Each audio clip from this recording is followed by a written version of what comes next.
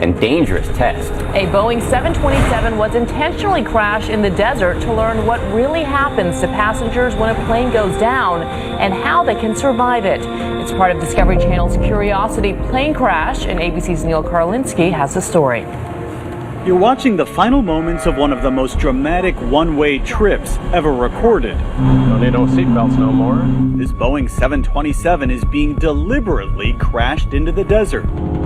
On board, more than $500,000 worth of crash test dummies, 38 specialized cameras, sensors, and a crew of incredibly daring pilots wearing parachutes.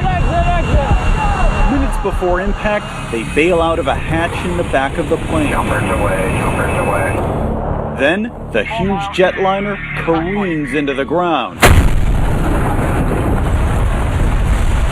A horrific yet survivable crash that tears the plane apart. This stunning made-to-order catastrophe was done for the Discovery Channel show Curiosity Plane Crash after 4 years of planning and with a huge team of experts, all to better understand what really happens to people on board. I suspect this one may have a concussion, that one may have a broken leg. Dr. Cindy Burr was in charge of the unlucky passengers. She told us her data makes crystal clear that bracing for impact can be a lifesaver. What should you do? Put your head? You put your head down, put your hands over. Your hands over your head? Yeah, and just hold it. And that works? Well, yeah, it does. The crash was a belly flop, slightly nose first.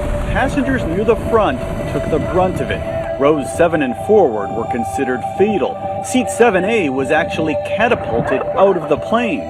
Many of the seat-belted passengers who didn't bend over to brace had spinal injuries from jerking forward in their lap belts. We're going to put both of them on the sled, and then we're going to see what happens. And she showed us something else in her lab, a simulated mother holding an infant on her lap, a familiar money saver for parents everywhere.